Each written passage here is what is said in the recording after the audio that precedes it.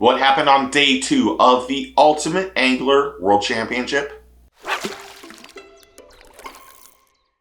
Welcome back to the channel, welcome back to the vlog. If you're new, my name is Steve Chapman. The Ultimate Angler World Championship is being held today. Today is day 2. They have one more day. The top 50 anglers from today move into that last day. It has been a really fantastic tournament on many aspects. Now they're fishing Lake Guntersville.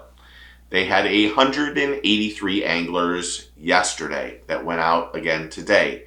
Top 100 anglers get paid at least $1,000. The top 50 make it to Saturday. And those anglers are competing for first place and $500,000. Second place is $130,000. And after day 1, we really saw a lot of local talent just being showcased and their knowledge on Lake Guntersville. And when you have such a good first day, the pressure gets put on you. And it'll be fun to see not only who's in the top 10, but also who is outside of that top 50 and 100. But could those local anglers do it again on day 2? We'll find out shortly. And when I say it's a little weird, when you start off in a tournament and you're not used to the stress and you're not used to what comes with being on top because you're not fishing at the elite or BPT level, that stress does change how anglers fish. And when you start talking about the first place winner winning $500,000, that's life-changing money. Now, I'm going to be honest, there were 2 people that I didn't find when I just did a quick search, and maybe I'm wrong, but that I didn't find that I thought definitely would have qualified.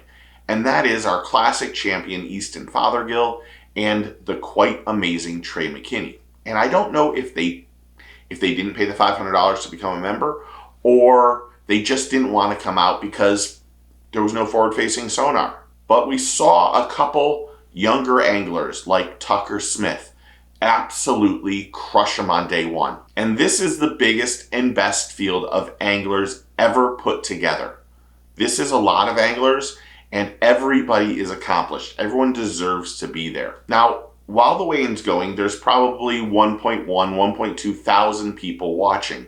I think everyone will admit they would have liked to see some sort of streaming happening because it just would have brought them more fans and more fan engagement.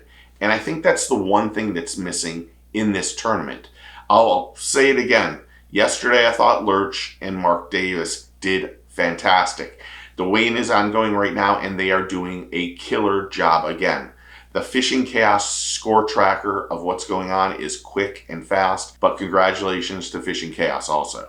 And this is going to be the weirdest one. If you're not watching this weigh-in, I'm going to say, the weirdest thing that I'm seeing is how much water these mesh bags hold. And we're seeing Mark having to tip the bag to the side to just drain out what looks like a ton of water. So I'm not sure that these are the proper bags that should have been used, because if they're holding that much water when they get to Mark to weigh them, that could have an imbalance of weight and water, because water is heavy. And I don't know if that's making some weights bigger than they should be. This is a tournament that I think is just 1 year. We're hearing it nonstop of the anglers say, I hope this continues next year. I think everyone hopes that this continues next year. This is a fabulous event. And while no streaming and some little technical probably issues, it's been run fairly smooth. And this is something that really benefits the anglers. This extra money really will put a bunch of people in a better spot because of what's going on. And this hopefully will bring a renewed presence to Lake Guntersville from people or anglers that don't realize just how amazing this fishery is, because they're catching some absolutely amazing bags of fish. And we're seeing some 7s and some 6s. And this isn't even a time when these fish are in remote spawn. And the frog fishing and the jig bite has been unbelievably stellar.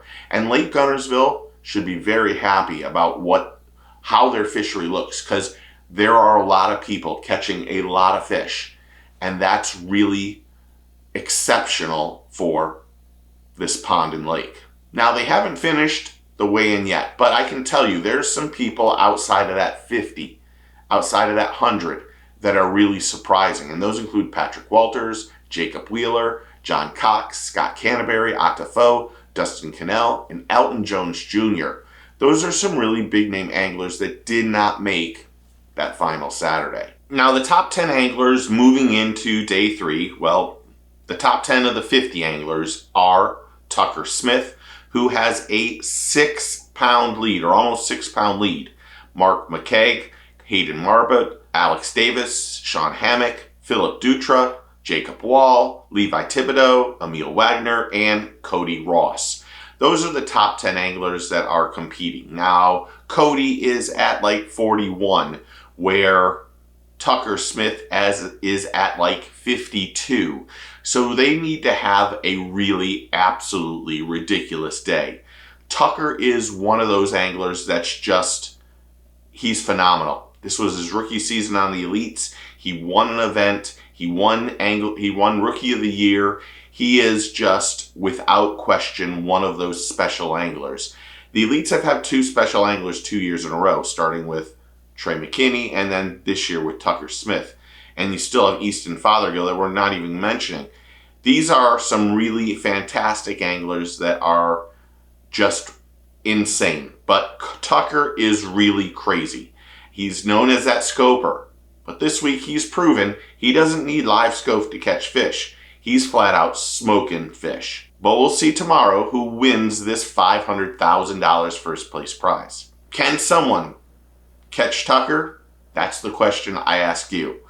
But I really do appreciate everyone who supports the channel, who is interactive on the channel, and who checks in on me and comments nonstop. You guys are absolutely fabulous. And thank you. It's a humbling experience, and I'm really proud to call you my friends, and I'm really proud to call you my family. So thank you. But if you're not a subscriber, click that like and subscribe, and click that notification bell so you know when the next video drops. Remember, take a kid fishing, tight lines cheers, and get your fish on.